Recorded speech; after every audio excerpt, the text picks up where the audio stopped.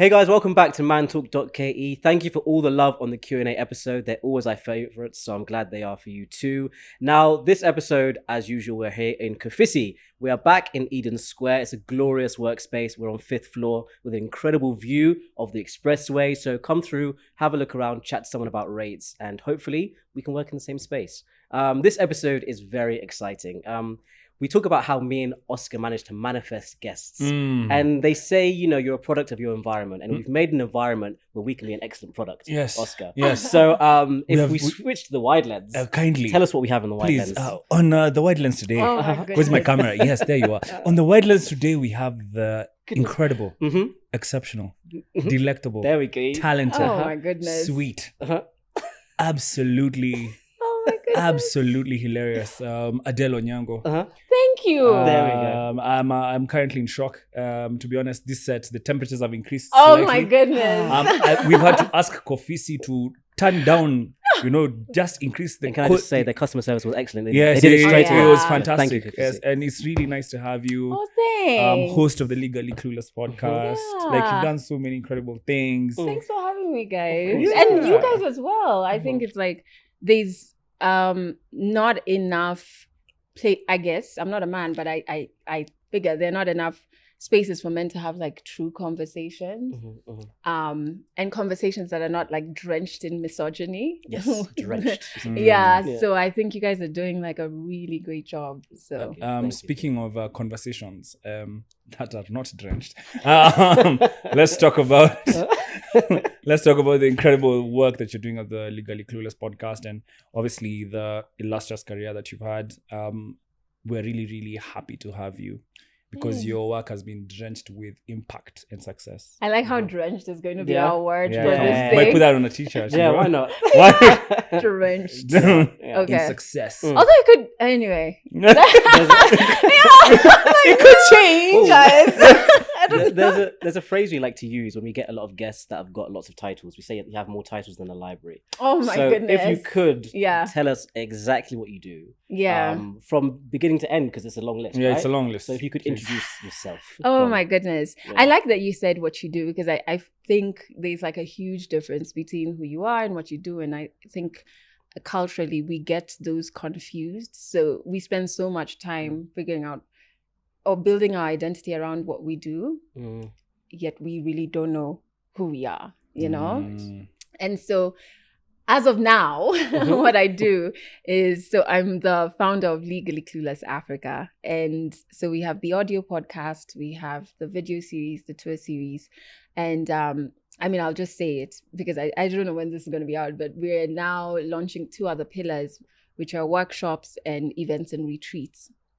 And then I also are the founder of Adelle Onyango Initiative, and we are centered on ending sexual violence. Our flagship program is a free group therapy program that we do in partnership with Carolina for Kibera. They're amazing.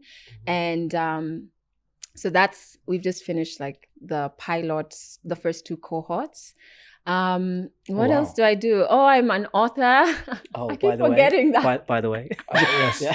By the Chief Justice say so. Yes, it was. yes. So my co-author Lanji Oko Awori is also an amazing Kenyan woman, and we came together and we co-authored Our Broken Silence. So it's like diary format entries of stories of survivors of sexual violence, people from their support systems, people from the medical field, legal field, queer community.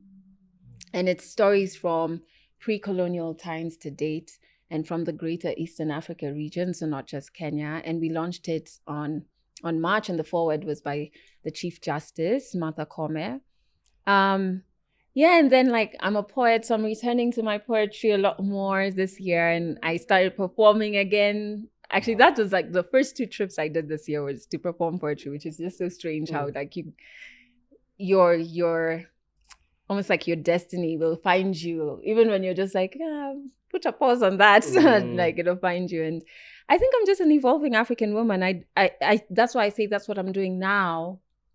I don't know, next year I could I'm just be letting you doing know. something else. Yeah. I'm just letting you know now, Adele, the intro that I just gave is not going to be used in the footage. Oh my Yeah, goodness! for sure. Yeah, I'm just There we gonna go. let you know, guys. If you're watching this, it means there's a whole intro I did, It was so but nice. I've removed it. We have chosen after she's made that one. Yeah, goodness. I think an executive decision must Yes, be I made. think done. We just looked at each other and yeah, said, done. No, Yeah, that- no, let me talk to the crew. No, leave it. Well, like, it's really, really, again, incredible to have you. And I just want to go right into interviewing you and kind of getting to know you as a person. Adele, tell us a little bit about like your childhood and you growing up and how that has kind of impacted the incredible work you've been doing so far, as you've just so beautifully elaborated. Oh man. So I'm the last born we're 3 girls. And I think until about class 4 or 5, we lived, my mom, my dad, my sisters and I, we lived in Karen in this like cute little cottage. Because whenever I say Karen, people think I come from wealth, and no, it wasn't that. It was, looking back, is when I was like, how did that house seem so huge? And it was like a 2-bedroom cottage, but like my mom decked it out. It was like always something being baked, and it was just so homely.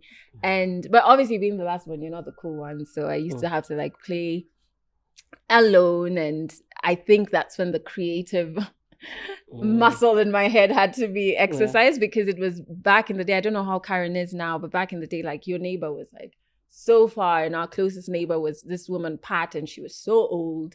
So like there were really not many people my age. And so, I think I reflect on that part, because I think that's where the creative person in me was born. And I kind of started being okay being alone, and okay being like other or weird. Like that was very normal for me.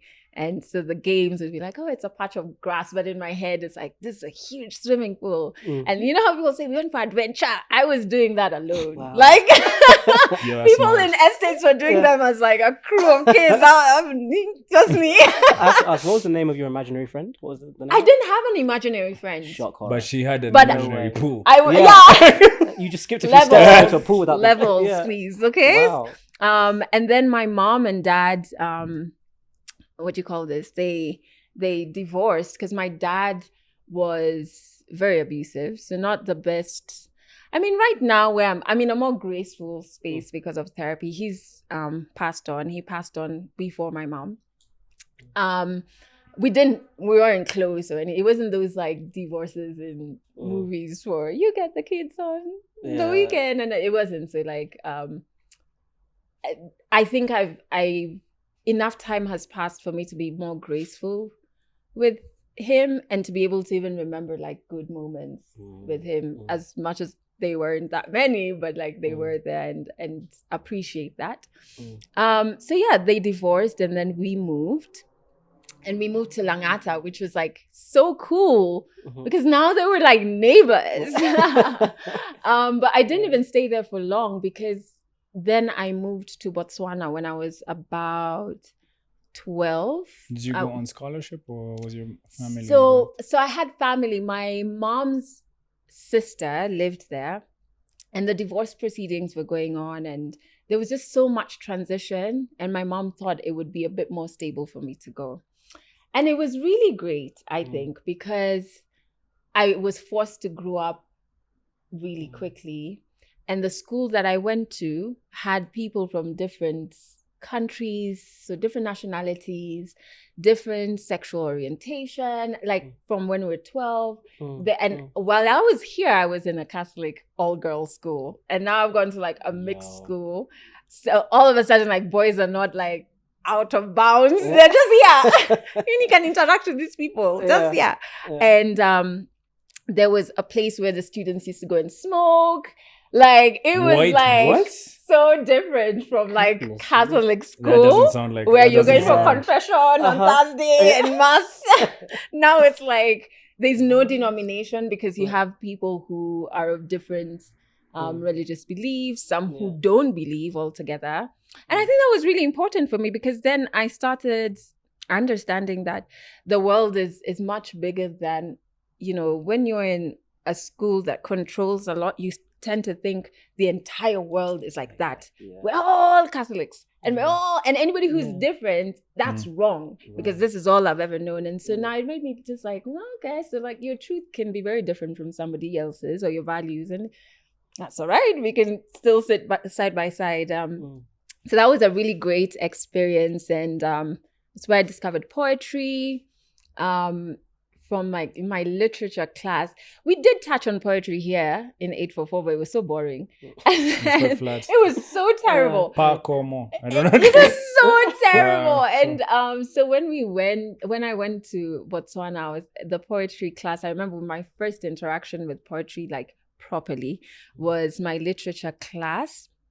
And the teacher asked us to bring our favorite song, print out the lyrics and bring it to class, and we'll like chamboy it like it's poetry, like literally the way you would do, say, Shakespeare or whatever. So I picked like this song by Whitney Houston, and there's a remix to one of her songs with P. Diddy.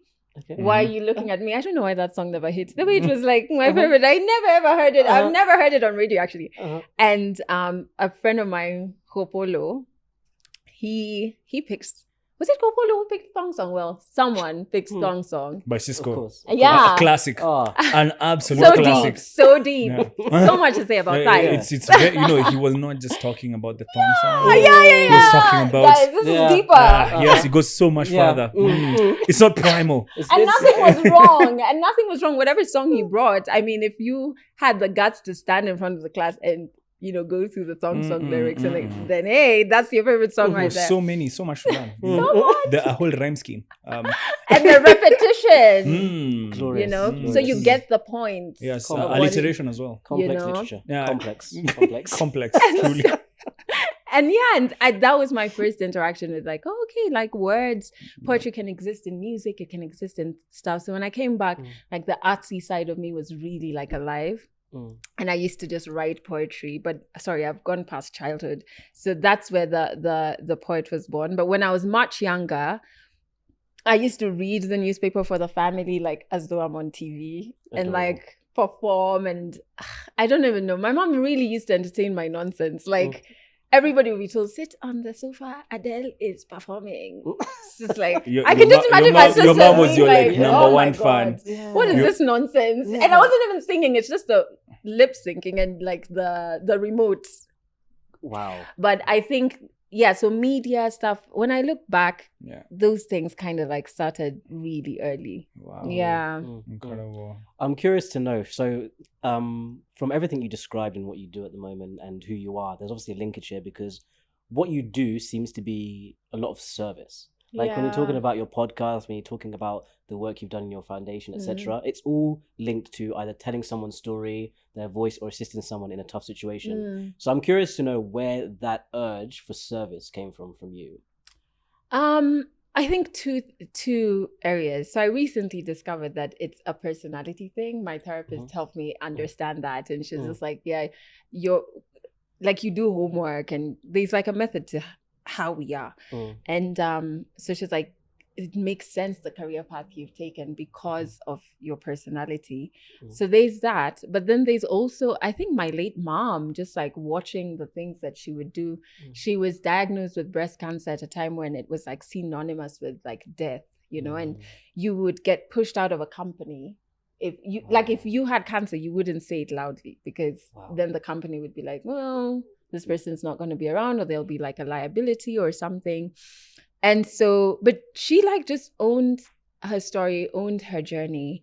And there were times that there would be survivors, at the time they were going through treatment, patients who could only afford the treatments at Kenyatta. They weren't from Nairobi. And so they would stay with us, and it was normal. So I had like Shosh from, I don't know, somewhere in Nyeri. And, and it was just normal. It wasn't like a big deal. Right. And, after she left, she was working at the Agricultural Finance Corporation. And when she left, she set up, I don't know if she set up, but like somebody set it up and then she came in, the Kenya Breast Health Program. And it was really around raising funds to be able to help other survivors of breast cancer afford their treatment and raising like awareness or advocating for policy change, things like that. And so I guess if you grow up with that person being like your closest friend, it kind of like rubs off on you. Right. And it becomes normal. It's not even like you're going out of your way. It's almost like, yeah, man, like you have to look, you have to look out for the next human. And I think and more than that, it's like you have to own your story. We all have challenges that we have gone through and overcome, are going through. And we tend to hide those things and present like a perfect image. But the more we talk about it, the more you tap into that service thing. Because then you can even identify with this next person and have a conversation with them that could help them feel better about whatever challenge they're going through. So it's not necessarily your act of service doesn't have to be a program. You know what I mean? Or like, because that's overwhelming to think about. Like even now, I'm just like, where are we getting funding for the next one? It's stressful. It could just be you checking up on someone and asking them how their day was and listening to them. It could be you sparing some money to buy food for your askari. You know what I mean? Like it's just small things. Just small things. But yeah, I think that's where it came from. Definitely from my mom. So I just want to lean into that slightly now that we're talking about your penchant for service. For service, and obviously how you've kind of transcended. If you ask me, I think you've transcended from just using your audience and using your personality for, obviously chasing bags, but also like to contribute positively to society. And that's something that we at Mantalk really want to try and emulate. I want to know more about kind of how you've handled the question of sexual violence. And obviously, you've had a bit of a tragic past with regard to that, but how did you kind of put together the right teams and the right projects to tackle it as effectively as you have? And what's that journey been like of you using your voice to champion against sexual violence specifically? Oh my God, it's been difficult. You have me saying funding. Just say, let them know. The first cohorts we crowdfunded. Literally, I posted on my social media, and Kenyans, not only Kenyans, people from other countries as well, they donated, and that's how we were able to do our first 2 cohorts. So this is the Adelle Onyango initiative. Yeah. Could you just tell us more about that? So that program, okay. So let me rewind. I'm trying to think the effective way to tell this story. After I survived rape, I was very angry, understandably. But one of the things I was angry at is like there was no conversation about rape in this country. And I was just like you guys know this is happening and you're just like walking around like it's not. So I was very mad about it. And most of my ideas come to me in the shower, like all great people. And I remember being like, and at the time I was running an open mic gig. Because I was deep into my poetry vibe. I had dreadlocks. I was just like, chant down Babylon. The system is broken. And so, that was good times.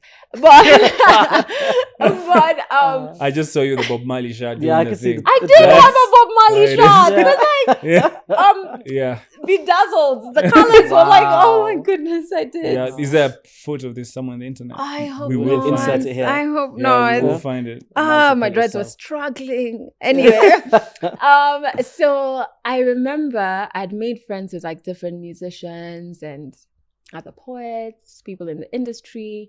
So people like Patricia Kihoro, Wendy Kimani.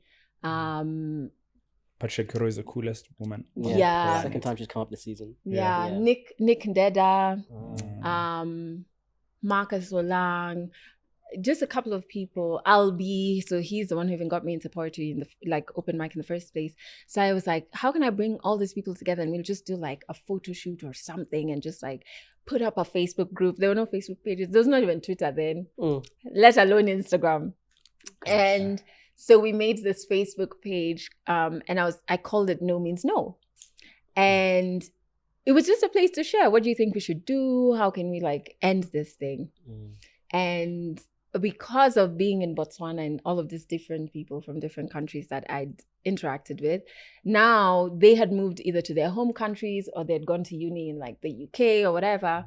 And so they would be like, oh, they would join and their friends and whatever. Like Facebook back then was not just with like it's popping. Political madness. It was like legit. It was a social connector, guys. Yeah. And so then it grew. It became like a place where they would say, okay, in the UK, in the bars, this is what we're doing. These are the type of posters we have in the bathrooms and blah, blah, blah. And somebody else will say what they're doing in like South Africa and stuff like that. And so I was like, okay, this is great. So the conversation started going from there. And then after I told my mom, we got me a therapist and I could see how it was helping me. And so now it's like, now I even want to get people therapy. But that's so incredible. Not to interrupt, but like your relationship with your mom seems to be something that's been so consistent. Absolutely. Absolutely. Super consistent. Even about like the whole rape incident. Yeah. And how you've gone towards the direction of therapy. Yeah, that was her. Yeah. Wow. That was her. So progressive at the time. You know what I mean? Yeah. I mean, even now, there's so many, I think there are more parents who don't understand the value of therapy regardless. You know, it would be like, go to church and pray, you know? But yeah, so she was very progressive. Yeah, sorry. Yeah. So we went, and then I got 2 therapists to volunteer to do over the phone therapy. And I'll just use like my Facebook inbox. So a survivor would inbox and then I connect. It was very Drakali. Like looking back, I'm like, oh my God, I get a headache just thinking of how inefficient this was. Like, what are you doing? But you know, you're just putting one foot in front of the other. Yeah. And so all of these things culminated, even like now when I got into the media, the advocacy bit started because I would just talk openly about it. And then in 2018, I was like, okay, there needs to be some structure, sis. And so that's when we put together the Adelle Onyango initiative. And we launched at the end of the year. Actually, we launched around the time, very close to the date, a day after that of the date that I got raped in 2008, but we launched in 2018. And so 10 years later. Yeah, so it was really like powerful for me. And then now it was just like, oh my God, what have I opened? Because now the problem is so big. But I think what helps is partnerships. Working with Carolina for Kibera has been so awesome. They know what they do and I know what I do. And so we're both aligned in like psychosocial support. How do we get this across the country? How do we work with government to say, hey, okay, you guys are not doing enough, but you have the networks. Let us come in. We have a whole curriculum. We'll train counselors and then you can run it. It's a very sustainable model. So that's kind of like the space we're in. But the advocacy bit is very difficult. Okay, so this other side for the programs is difficult because funding, structure, government. I'm sorry, guys. I love you guys. I was gonna say I love you guys, but I was like, I'm not sure. We're filing taxes. It's a complicated time in our relationship, but so that's a different type of difficulty. The advocacy bit, and I have to say it, there are very bitter men online who, whenever you talk about ending sexual violence or just seeing women as whole beings worthy of dignity and respect, it's like it's an attack on them. It's so strange to me because I'm just like, how are the two correlated, friends? They don't seem, you know? related at all. And so the difficulty is like when you talk about these things, you automatically put this like X on your back and you're like, you're just a target. You're a target all the time. And initially at the beginning, it used to feel so lonely. Like I remember once being trolled the whole day. And I was on radio at the time. So I couldn't even tweet about my show. Wow. From morning to evening. I was just like, where? But what are you being trolled about? Bundles. But what are you being trolled about? I remember that one. There was an artist who said that I had rejected to be in a relationship. He was young, which is why I never ever say his name. That I rejected to be in a relationship with him because I'm lesbian, which I was like, is that an insult? Like, I see that insult. But then now the trolling became, that's why she got raped. That's why she looks like, you know, it's so vile from morning to evening. And that day was long. It was so long. And that's one. They've been times, a photo I had. So in 2017, I was on the BBC 100 Women list. And the theme around that year was street harassment and sexual harassment. So I was like, oh, wouldn't it be great to have like girls in campus come together and we can just have brunch and we stream it and we talk about kind of like the things they're experiencing in relation to street harassment and sexual violence. And my very good friend, Janet Mbugua, loved her episode with you guys, by the way. She came as well. Like, so we are always like doing things together or whatever. So she came and we took a picture, posted it up, and one guy, I don't know, like known guy online. I don't know what to say. Yeah, I'm seeing you struggle. That's Yeah, so funny. I'm trying to be kind. That guy, this guy. Yeah, I'm not trying to be So mean. respectful. Yeah, and he took the picture and he posted it up and he was like, oh my God, she's not even attractive enough to sleep with willingly, let alone rape. Oh, It was so strange. God. Like for me, I was just like, wow. Hey, where? The internet, my goodness. Right? Yeah. And so that one I was it's not to say I'm really against this whole thing of like grow a thick skin as an excuse for people to be stupid online. Yeah. Like I'm just like, no, please, our skin is the way it is. Like it will not doesn't need to thicken be- or just behave, guys. Let's just behave. Let's dial it back because whoever he is, he will not take time from my podcast. So how was that brunch? How was that experience of like It talking was about? so good. It was so eye-opening. It was like some of the girls were saying how they don't even there's one girl who said she wears baggy clothes because she doesn't want to be harassed on the street by men, and it's men across the board, because many people will say it's men from low economic backgrounds or whatever who do a lot of the street harassment. No, I think it's across the board. You get it anywhere you go in the city. And I was like, man, we can't even just wear what we want to wear. Because now we have to think a decision that takes a man 2 minutes in the morning, what he's going to wear. For me, it's like, well, I'm going to Tao. Yeah. Or I'm not driving, I'm taking a cab. Okay, I have to dress in a way that whoever the driver is doesn't do ABCD. Or I'm taking a mat, even worse, Jesus. What am I going to wear? So it was very eye-opening, and I just felt like it's not fair for any human to have to live like that, you know? Yeah. Just so a follow-up question, especially with our role as men, and since you're like on a male-led podcast, what do you think men can do to kind of contribute more to the problem of sexual violence, and how can we kind of assist you in this endeavor in terms of discussing and talking about sexual violence? How do you want us as men to contribute towards solving the problem? So there's something called rape culture. And rape culture refers to creating an environment. This is a loose definition, but creating an environment where rape thrives. So there are different things that contribute to that. Even things like memes, the jokes, language. So things like, you guys, you probably have those, I don't know if you have odd friends, but you probably know an odd dude. They're gone. And who say weird things like, if they buy a chick a drink, there's a term some men will even use like, I'm a kashua bet.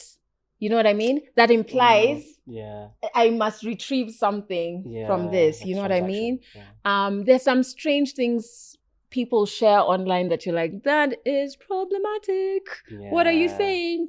And so, or calling out bad behavior. It's weird how we'll say there's cliques of men and you'll be like, that's how this guy is. This guy is harassing me. And you're telling me that's how he is. This is his normal behavior. This is on brand. And it's like, but it's not okay. Like, and you guys are not doing anything. I think men need to step into their responsibility of calling out bad behavior, because once you leave it unchecked, it grows and it grows and it grows. And we can't, not doing it makes my job harder. It means I have to do so much more. All the other people who are trying to work in this space have to do so much more. If we spread the work, it would be so much easier. Let's also not forget, that for men, all it'll cost you is a social cost, you know? Yeah. Your boys might decide, this one is so difficult, Mm. we'll stop hanging out with him. Mm. But for women, it's a matter of life or death. Yeah. So, but like... but I think for us as men, I think even for us, at least those of us who are rightly, rightly aligned, the ones who are, what's the word, well situated, like mentally, like you're okay. I think you don't want to have that type of energy where you have like a friend who doesn't understand sexual boundaries and doesn't understand how to relate positively with women around you too much. Like there's no social cost. It's just the fact that we try to avoid, I'd say. We try to avoid that altercation, try to avoid having that conversation because it might lead to some friction. Which is a social cost. Yeah, which is the social cost. Yeah, for sure. Yeah. Yeah, then I see what you're saying. Okay. I've seen it as though what I've seen as a guy, for what you're saying, is that sometimes it's not exactly overt. Yeah. So like you might think that this guy's values is very much aligned with me, but there's one or two comments like you've mentioned that you feel you can kind of skim over. I think that's the problem that you're saying, that we have to, even that guy that looks like he's a very good dude, when that one little red flag comes, don't just skim over it and be like, it will put it under the guise of like banter, etc. That's what I've seen personally, having to check that guy that you thought he was good. He's doing well in every other aspect of his life, right? I agree. Yeah, You have to. It's very It's small. like, I don't know how I can explain. You don't really see it until it, it happens. Until it's like, oh my god, yo, stop. Yeah. And you have to, I think you have to call it out, because then it becomes normalized, and then it's contributing to rape culture, and it's by the time we get to where we are at now as a country, as a continent, it was not by chance. We have arrived here because we've taken or ignored certain things. Why are we surprised that we're where we're at now? Yeah. We created this monster. But then that's not how it works, though. I was like, we created 12. When you take somebody between the age of 11 and 15, those are the most formative years. Yeah, but you don't tell them to rape someone. Look, that's you don't. But I feel like but you start. It's a bit of a leap. I'm not against our culture. I think they're beautiful things, but I'm also like, guys, there are also some things that are not working. I agree that culture is a beautiful thing, but the problem is it doesn't account for the whole batch of people that are enforcing it. And that's where I think we're kind of dividing, right? Exactly.